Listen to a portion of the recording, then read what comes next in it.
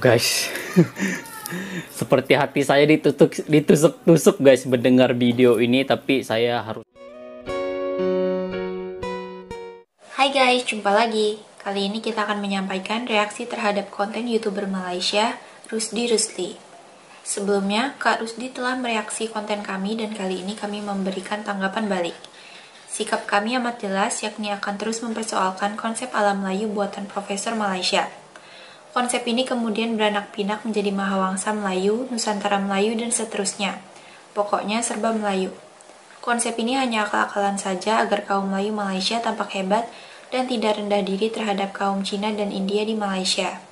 Kaum Melayu Malaysia yang sebenarnya bangsa kecil biar tampak hebat. Yuk kita simak videonya. Negara bangsa yang modern seharusnya tidak mengobarkan sentimen yang primitif. Mungkin, kaum Melayu Malaysia telah putus asa karena tidak sanggup membangun negara bangsa. Mereka juga tidak berani menumbangkan sultan-sultan yang feodal. Padahal Kesultanan Melayu Malaysia dulu adalah kaki tangan penjajah. Teruja kedatangan British di Kuala Lumpur. Jadi slogan serumpan serumpun atau Mahawangsa Melayu atau rumpun Nusantara Melayu, semua itu hanya propaganda. Dan intinya juga sama saja, tujuannya pun sama, yakni agar kaum Melayu Malaysia terkesan jadi kaum yang hebat. Lalu, raja-raja Melayu pemuja penjajah itu aman-aman saja. Tapi semua itu pada dasarnya hanya dongeng dan ilusi. Semua itu hanya mimpi atau ilusi karena tidak melekat pada negara bangsa.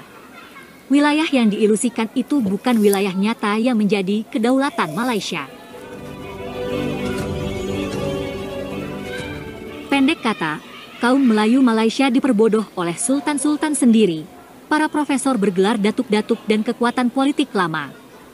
Kaum Melayu Malaysia dibuai dengan propaganda dan mimpi indah. Dengan begitu, kaum Melayu Malaysia yang kecil dan kerdil merasa jadi bangsa besar, bertamadun hebat, atau memiliki sejarah dan budaya yang hebat. Tentu, sekali lagi, semua itu hanya khayal. Itu sebabnya, kaum Melayu Malaysia malu dan frustasi ketika ilusi mereka dibongkar. Karena, realitasnya sungguh bertolak belakang. Kenyataannya bahkan amat memalukan. Begitu slogan. Guys, seperti hati saya ditusuk-tusuk guys mendengar video ini, tapi saya harus kuat dan saya harus optimis. Mungkin ada sesuatu yang saya boleh belajar. Maaf ya kak jika hati kakak tertusuk. Memang tujuan kami agar kaum Melayu Malaysia bangun dari mimpinya yang indah.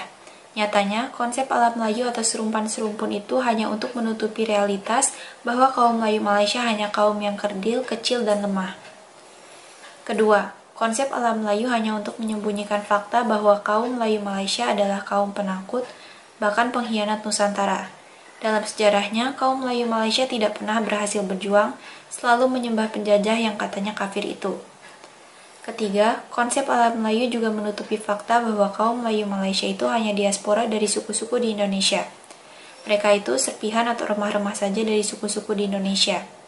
Awang Sarian misalnya, dia dari suku Jawa, tapi kini sok paling Melayu. Keempat, serumpan-serumpun hanya cara untuk mengklaim budaya Indonesia. Nanti hal ini kita jelaskan lagi. Dan yang terakhir, tentu saja serumpan-serumpun atau konsep alam Melayu hanya cara untuk mengklaim bahasa Indonesia, biar orang Indonesia mau bahasa Indonesia dilabeli Melayu. Bahkan untuk melakukan propaganda itu, Malaysia rela mengeluarkan banyak ringgit untuk menyuap dosen dan profesor Indonesia. Modusnya lewat banyak seminar dan tentu saja profesor Indonesia dapat duit. Yuk kita simak lagi ya. Adalah sejumlah hal yang memalukan yang selama ini berusaha ditutup-tutupi dengan slogan serumpan-serumpun. Oke, apa hal itu guys? Yang pertama, dengan konsep serumpun atau alam Melayu dan sebagainya tadi, kaum Melayu sebenarnya ingin menutupi kenyataan bahwa kaum Melayu Malaysia adalah bangsa yang kecil. Jumlah penduduk Malaysia sekarang sekitar 33 juta. Ya, betul. Adapun kaum Melayu Malaysia hanya sekitar separuh dari jumlah ini. Jadi kaum Melayu Malaysia hanya sekitar 16 juta. Itu pun sebagian adalah Melayu palsu. Melayu palsu adalah orang bukan dari suku Melayu tapi dipaksa jadi Melayu. Ush, dipaksa jadi Melayu. Ya mungkin zaman dahulu konsep serumpun itu relevan ya. Karena ketika itu kan tidak berlaku inovasi, teknologi, macam-macam lah. Jadi kalau di era sekarang kan dunia itu kan berkembang guys, berkembang. Jadi seperti ya ada film terbaru ya di Malaysia lagi rilis sekarang ini namanya Pendekar Awang ya. Konsep Melayu itu sering dilaungkan dan saling dikaitkan dengan agama guys. Jadi agak ekstrim di situ guys. Saya sebagai orang Melayu bukan bermaksud tidak setuju ya, saya setuju banget. Saya tidak ada masalah film itu, saya bagus banget. Tapi adakah dengan cara begitu bangsa selain Melayu itu boleh terkesan dengan video itu, dengan film itu? Adakah film itu hanya ditujukan kepada orang Melayu begitu? Sedangkan di Malaysia itu bukannya penduduk orang Melayu sahaja begitu. Jadi ada sedikit lah lebih Melayu dan lebih Islam di film itu. Tidak ada salah di situ, tidak ada salah. Tapi kalau dari segi mau melihat dari segi kalau kita mengenal Malaysia ini kan berbagai kaum, berbilang bangsa dan sebagainya sebagai rakyat Malaysia, saya melihat filem Pendekar Awang itu lebih fokus kepada Melayu itu adalah orang Melayu gitu, bukan orang Malaysia. Nah, macam itulah. Jadi minta maaf guys kalau saya salah, tapi itu yang saya rasa dan saya lihat karena saya baru nonton semalam videonya. Nah, itulah masalah yang timbul dari konsep Melayu Malaysia, Kak. Konsep Melayu Malaysia sungguh lucu karena orang Melayu palsu seperti Awang Sarian disebut Melayu juga. Dia jelas Jawa, karena dia beragama Islam dia disebut Melayu. Pokoknya, kalau beragama Islam bisa menjadi Melayu di Malaysia. Kalau konsep seperti itu yang diagung-agungkan di Malaysia, kasihan sekali kaum Cina dan India. Kasihan pula orang Sabah dan Sarawak. Mereka tidak dilibatkan seolah-olah negara Malaysia hanya untuk kaum Melayu. Nah, konsep sesat itu lalu diperluas ke Nusantara lewat Alam Melayu dan Mahawangsa Melayu, Nusantara Melayu, dan sebagainya. Jadi, semua yang ada di Nusantara, asalkan beragama Islam akan dianggap Melayu juga oleh Malaysia. Bahkan, lama-lama yang tidak Islam pun dimelayukan, karena Borobudur dan Majapahit juga dianggap Melayu. Itulah keserakahan kaum Melayu Malaysia hanya supaya biar tampak hebat. Yuk kita lanjut lagi ya. Selanjutnya yang kedua, konsep serumpun atau alam Melayu bertujuan untuk menyembunyikan sejarah kaum Melayu Malaysia yang kurang sedap. Kita tahu Semenanjung Malaya tidak memiliki sejarah yang gemilang. Di masa lalu, wilayah ini cenderung menjadi sasaran serangan atau jajahan kekuatan lain, di antaranya adalah Siam, Singosari, Majapahit, dan Aceh. Melaka dulu juga mengabdi pada kerajaan Cina. Jadi wilayah Semenanjung Malaya adalah wilayah taklukan banyak kerajaan. Nah, di zaman penjajahan oleh bangsa Eropa, Semenanjung Malaya pun jadi sasaran empuk. Raja-raja Melayu di Malaya juga tidak memiliki keberanian untuk memerangi penjajah Eropa yang berusaha membebaskan Malaka saat dikuasai Portugis, justru kerajaan dari Jawa dan Aceh. Dulu ribuan orang Aceh, Demak, dan Palembang mengorbankan nyawa demi Melaka. Bangsa Indonesia berani berperang menghadapi penjajah. Kaum Melayu Malaysia tidak punya nyali untuk itu. Ketika Bung Tomo membakar semangat pemuda untuk bertempur melawan Inggris di Surabaya pada November 1945, Melayu Malaysia asyik bersama Inggris. Bagaimana mungkin bangsa pejuang dipaksa jadi serumpun dengan bangsa bukan pejuang? Bahkan, hingga kini simbol kepahlawanan Malaysia masih berupa patung tentara British. Sebentar ya guys. Oke, tapi kalau saya akui ya tentang kemerdekaan Indonesia itu kan memang melalui peperangan yang dahsyat ya daripada penjajah. Di Malaysia ada juga peperangannya, tapi tidak sedahsyat sengeri yang Indonesia lalui. Karena di Malaysia melalui proses rundingan ya. Jadi memang ada peperangan British ataupun penjajah di Malaysia dengan tokoh-tokoh Melayu juga ada. Cuma tidak semegah ataupun sengeri yang berlaku di Indonesia. Jadi sehingga kan sejarah Melayu ataupun sejarah Malaysia dalam menentang penjajah itu tidak begitu tidak sebegitu besar seperti mana yang berlaku di Indonesia. Tapi ada atau tidak, memang ada guys, memang.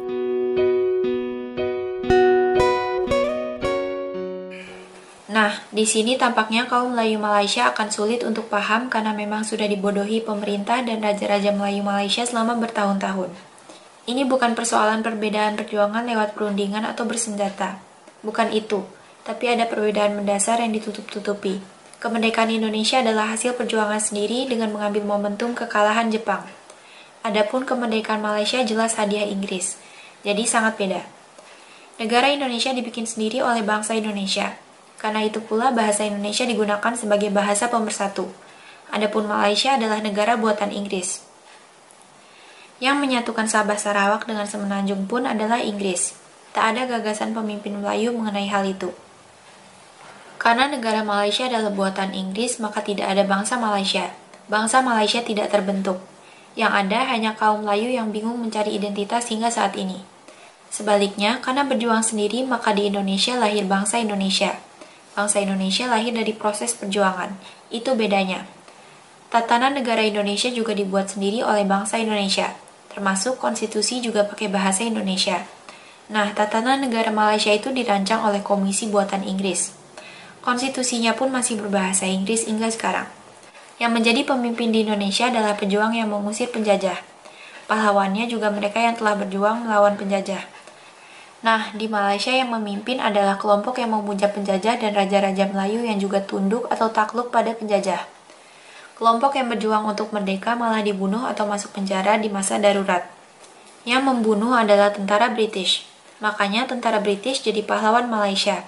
Karena itulah simbol pahlawan Malaysia adalah patung berwajah British. Karena memang Malaysia awalnya hanyalah sambungan dari pemerintah British. Jadi intinya, kaum Melayu Malaysia sebenarnya adalah pengkhianat Nusantara. Tapi sekarang sok mau menguasai Nusantara. Yuk kita lanjut ya. Berikutnya, yang ketiga adalah slogan serumpan serumpun hanyalah untuk menutupi kenyataan bahwa sebagian kaum Melayu Malaysia sebetulnya diaspora suku-suku di Indonesia. Diaspora itu apa? Artinya diaspora. Mereka adalah diaspora bangsa Indonesia. Diaspora itu apa guys? Anehnya, diaspora. Mereka cenderung menutup-nutupi realitas ini. Mereka seakan malu untuk mengakui bahwa leluhurnya adalah suku-suku di Indonesia. Yang keempat, slogan serumpun adalah cara untuk menutupi niat tak elok mereka, yakni ingin mengklaim atau mencuri budaya di wilayah Indonesia. Mereka seolah berhak atas warisan budaya suku-suku di Nusantara. Padahal Malaysia bukan wilayah asal mula suku-suku itu. Malaysia bukan pusat peradaban suku-suku. Kalau sekedar melestarikan budaya itu, tentu saja malah diapresiasi. Tapi kalau menganggap bahwa warisan budaya itu milik mereka, tentu saja suku-suku di Indonesia akan marah. Sebentar ya guys. Baru-baru ini saya ada pergi ke Museum Negara Malaysia guys. Dan saya ada melihat banyak tinggalan-tinggalan sejarah budaya yang ada di Malaysia, di museum itu.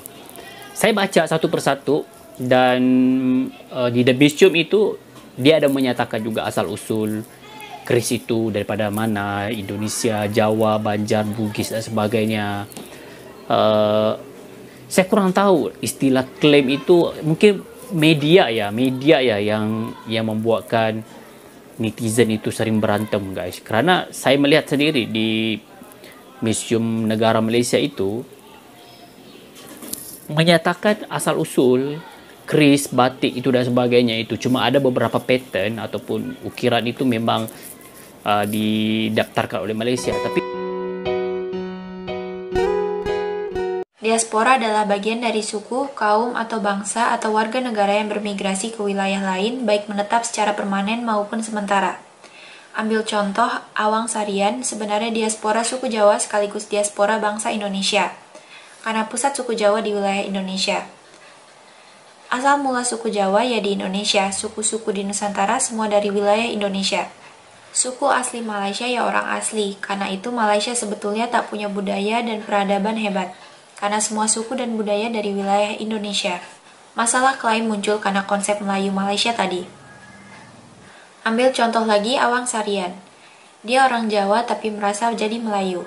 Jadi budaya Jawa yang ada di Malaysia akan dianggap sebagai budaya Melayu karena Awang sudah merasa jadi Melayu. Itu masalahnya. Bahkan si Awang Sarian juga akan bersikap untuk memelayukan Nusantara. Ia akan melihat Borobudur itu Melayu, karena ia merasa dirinya orang Melayu, bukan orang Jawa lagi. Jadi akhirnya semua dimelayukan, gara-gara konsep sesat Melayu Malaysia. Itulah masalah yang muncul. Yuk kita lanjut lagi ya. Selanjutnya, yang kelima. Slogan serumpun tampaknya sebagai siasat untuk mengklaim bahasa Indonesia atau memberi label Melayu pada bahasa Indonesia. Siasat.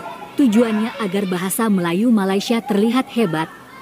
Upaya ini sungguh lucu karena bangsa Indonesia mengembangkan bahasa Indonesia dari bahasa Melayu di wilayah Indonesia sendiri. Malaysia pun meminjam bahasa Melayu dari Sumatera. Bedanya bahasa Melayu Malaysia gagal total dan tidak bermartabat. Adapun bahasa Indonesia semakin hebat dan mendunia. Ketika bangsa Indonesia mengikrarkan Sumpah Pemuda untuk mengibarkan bahasa Indonesia, kaum Melayu Malaysia masih terlena dalam pelukan British. Begitu pula ketika Indonesia mendirikan dasar-dasar negara Indonesia dengan memakai bahasa Indonesia. Perjuangan seperti itu mungkin sulit dipahami oleh kaum Melayu Malaysia yang tidak pernah berjuang untuk mendapatkan kemerdekaan. Kaum Melayu Malaysia sulit berempati karena tak merasakan beratnya perjuangan mendirikan negara Indonesia, sebuah negara yang benar-benar merdeka. Karena itu, alangkah baiknya kini berusaha untuk bisa mengerti bangsa Indonesia. Kaum Melayu Malaysia juga perlu mengetahui diri mereka sendiri, jati diri sendiri, agar tidak selalu bingung dan jadi bahan tertawaan netizen Indonesia.